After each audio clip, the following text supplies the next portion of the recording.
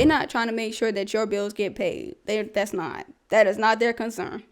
Their concern is this work getting done? Are the processes being processed? You feel me? What's up, y'all? And we are back with the Quality Cup Life podcast. What it is, yo? What's up? Every good girl or boy, whatever, needs a little cup. With the pun, coming in with the pun, y'all go get your cups today. If you are right-handed, this is the front. It says pour into your own cup first. And on the back, it says everyone else can wait. Because this brand, this is all about you being pushed out into the workforce and then just into the world in general. And ain't nobody coming to help you or save you or anything like that. There's going to be some things that you're going to have to teach yourself or research yourself and things like that. And then that's what we do on this podcast. We talking about stuff ain't nobody talking about or stuff nobody warns you about. So go get your cup. We also have other things. So go check it out. But let's get into it. All right. So in this episode, we are talking about some things that can kind of help you avoid BS in the workplace, or not just the workplace, but in the job market. I'll say job market. Because this is more about looking when you're in the looking process. Because recently, I have been looking for new jobs, and I have had some very interesting experiences. And this in the past, I've had a lot of interesting experiences, and I'm like, these are things that nobody warned me about, nobody said anything to me about. I had to kind of find out this stuff on my own, and so we're sharing it today. Hello. So if you want to learn about ways to avoid BS in the marketplace, lock in with me, all right? Stay tuned to the end, because you might find out something you didn't know, or you may hear of a familiar experience. And if you have something that you think is helpful, share it, comment it, and that way you can help other people. All right, let's get into it. So the first one is, I did not know this, but y'all ask questions. Please, please, please ask questions, ask questions, ask questions. Because y'all, there are sometimes when you ask questions, they will always lead to answers. They will always lead to answers. Don't matter what you ask. They're going to lead to some answers. Even the answers or responses that you don't think are real answers, there's still some information, some tidbits in there that you can kind of use to process and decide what your next move is going to be. And because a lot of times, these applications and these interviews it feels like you in a game of chess, to be honest. And this stuff is a skill. So y'all ask questions. That's one of the skills. Ask questions. And for instance, one of the things you can ask questions about is if you actually do get a call back from a person, you can ask them. I'm not exactly sure what part. I don't know whether this is depending on. You might be able to ask the recruiter if it's a recruiter that's contacting you, or you can ask within the real interview with the company.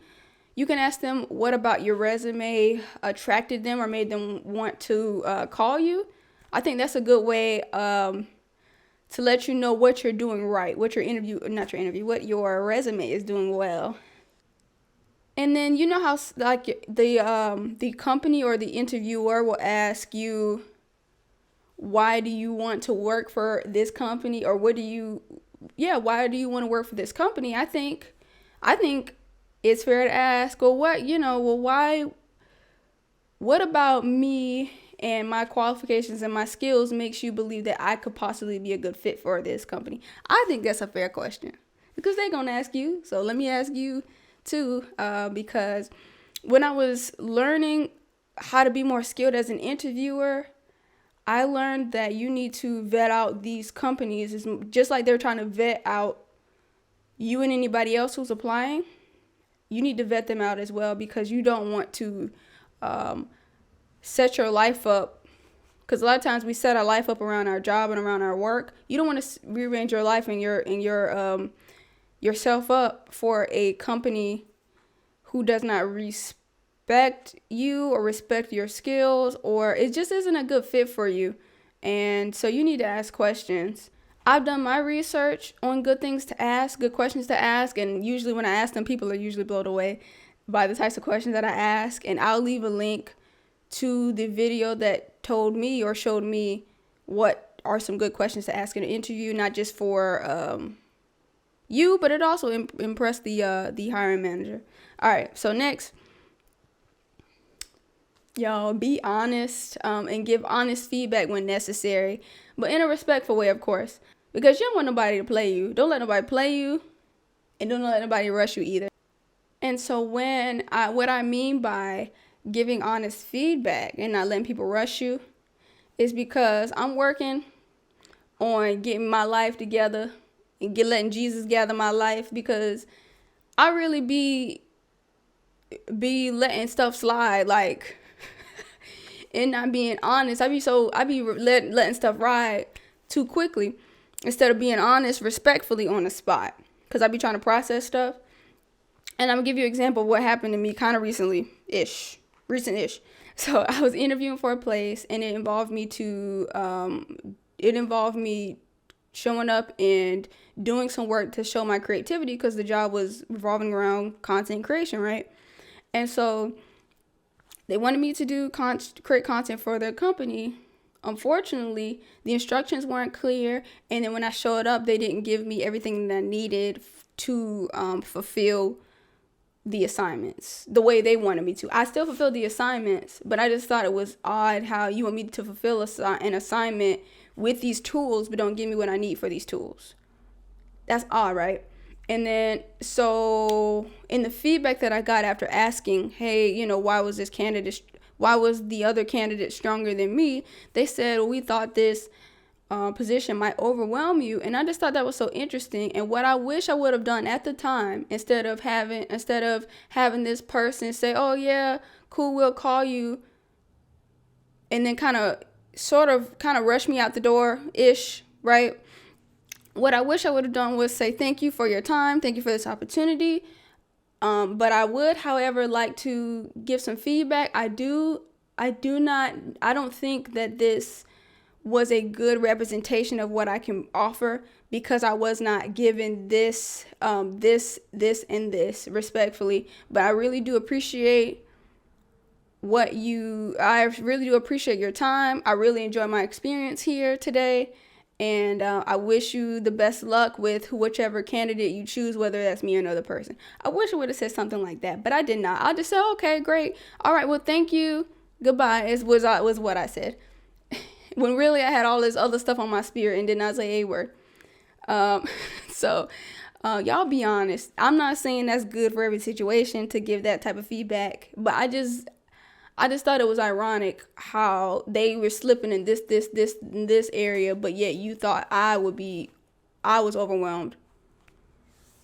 Which technically I was, but it wasn't just because I wasn't given what I was needed to fulfill what you wanted me to do. I just think that's so ironic, but God bless them and all their endeavors. This ain't no shade or nothing like that. But y'all be honest when it's appropriate. Don't let nobody, yeah. All right, what's next? So next is y'all gotta listen. Keep y'all ear to the street. I'm not playing. Listen to how other employees describe the company culture, because one of the questions that I ask when I'm interviewing someplace that I have asked in the past is, what is whoever it is that would be my leader, what is your leadership style? How do you lead? And that'll give you some indication. And then maybe asking something like, what is your favorite part about working at this company, and maybe what's something that you may not that may not be the best part about this company, or something like that. And then you know how employers will be like, well, what's your strength, or what's your greatest strength, or what's your greatest weakness? Y'all ask, what is this department's greatest strength, and what is this department's greatest weakness? Because I've asked that as well, and that usually catches them off guard. But y'all gonna cough up these answers today, because I need to know what's going on. Like, what kind of operation are y'all running here, and what am I getting myself into? I kid y'all not. Like, it's gold. Y'all, you fishing for gold at that point. So you got to ask questions.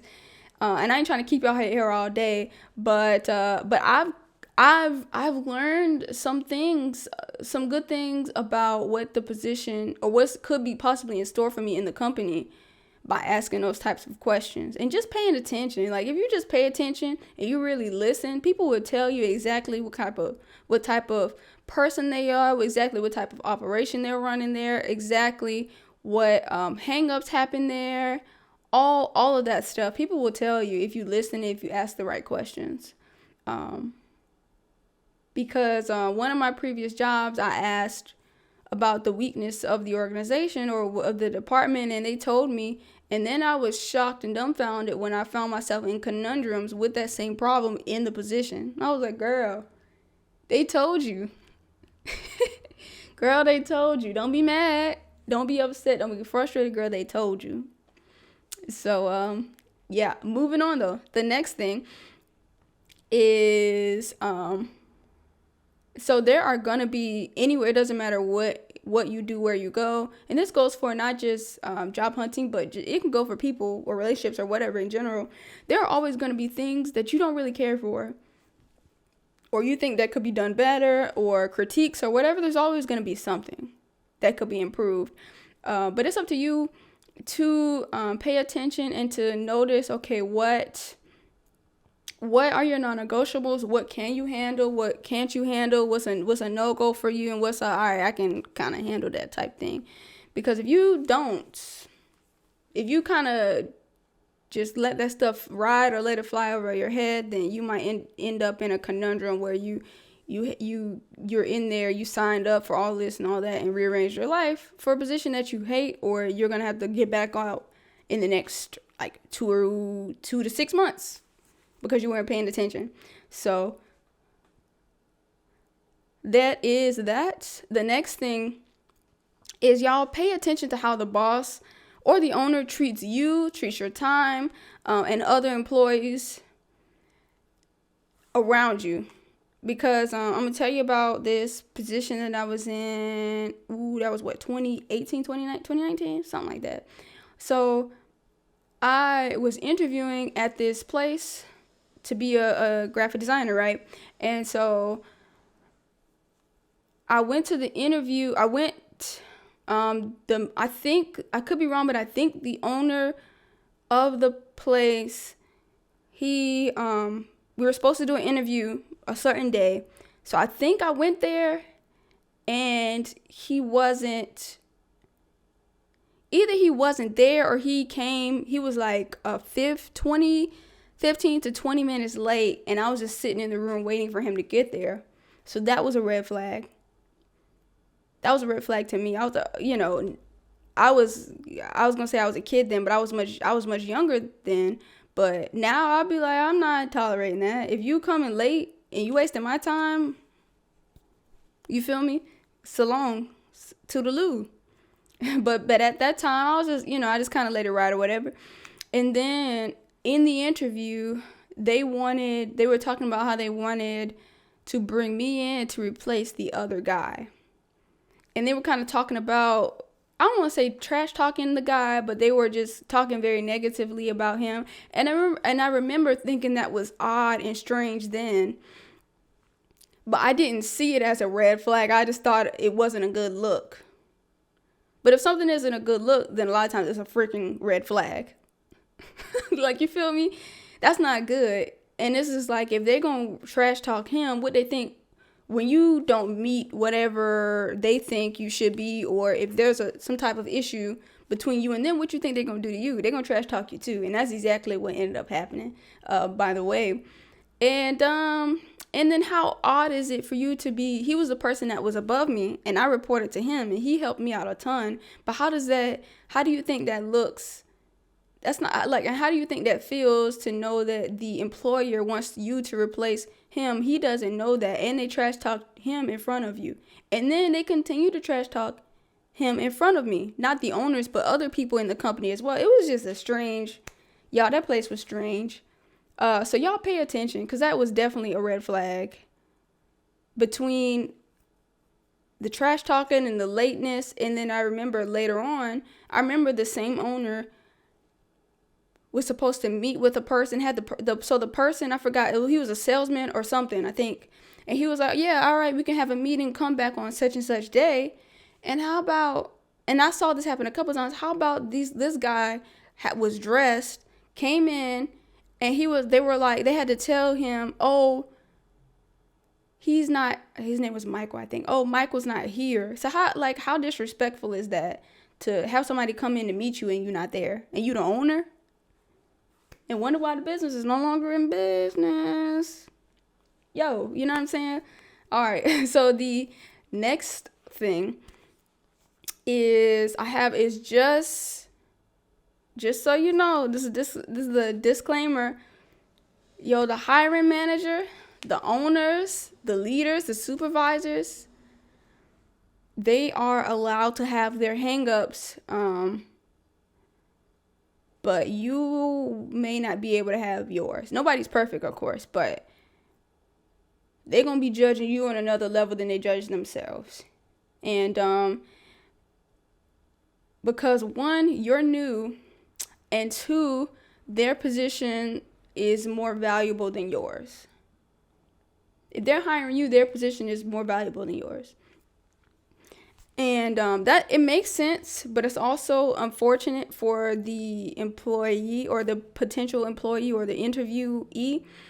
It's just such an odd, to me, it's an odd little setup, because a lot of times they need you to carry out their tasks, their task list or their work list, but they may not. So even though that's the case, sometimes, well, at least I've been in situations, and I'm sure this is common at least somewhere, is that they don't see your as much value in your needs and your input as much as theirs. And I mean, to me, that in some cases it makes sense if it's like a petty type of thing, but if it's impeding you being able to do your work at the level you need to do it, to me, that's ridiculous. And I don't know what the heck is written on my forehead that says, play with Imani, or is Imani don't need that many details, she'll figure it out, or what? I don't know what the heck is going on. Of course, there's some things you can figure out, but if it's details that you need to complete the assignment that they gave you, to me, I don't understand that. And some people just don't value your job, of course, as much as theirs, which makes sense. Because why would you, makes sense, but it's unfortunate. So you just kind of need to be careful of that and watch out for that. And just really keep your ear to the street and pay attention. The next thing, you got to keep in mind that I've heard this, I don't remember where I heard this, but you will never make what your manager makes, the leader, supervisor, the owner. You will never make what they make. You will never be in the same tax bracket. You will not live in the same neighborhood. You will not be able to send your kid. If you got kids, you won't be sending them to the same school, and you won't be driving the same car, or at least the affordability of your car is going to be in different ranges, brackets, whatever. Meaning, like, you're not about to make what they make. You're going to have to transition either to somewhere else or transition to another position or whatever. But just know, and I'm saying that to say, if you have high expectations from yourself or high goals or whatever, that's on you. You got to figure that out. Do not be expecting other people to be looking out for you and be having your best interest at heart. No, their best interest is in their position, their family, the company. Most people, that's it. They not, you need to look out for yourself. And which is why I say, which is the point of this entire episode is, y'all gotta look out for yourself, because ain't nobody coming. Ain't nobody looking out for you. There are rare occasions when you have people who got your best interest and who looking out for you. But for the most part, in a lot of places, and then at the end of the day, they are responsible for themselves and their family. They are not responsible for you. They're responsible for you within the workplace and getting the work done. But as far as what your needs are, those are not. They're not trying to make sure that your bills get paid. That is not their concern. Their concern is this work getting done? Are the processes being processed? You feel me? So yeah, that is it for just some basic things to kind of look out for especially within my experience in the job market when you're hunting and looking and things. And then, so y'all, I told y'all 2 weeks, and this is the second week. I'm going to do a part 2 to this, but that's going to be in 2 weeks as well. So remember, we're going to be dropping clips in between then, of course. Don't forget to like, share, comment, subscribe, all the things. Go get you a cup today. Cup, hat. There should be stickers up by the time this comes out, and maybe some other stuff. So go check it out. There's links in the description. You can donate. You can buy a cup. You can buy to support this brand, to support the channel. Also, don't forget, I'm accepting guests. We taking guests on the podcast. We got some good content coming up for you soon. So thank you so much. And we'll check you in 2 weeks for the podcast. Bye.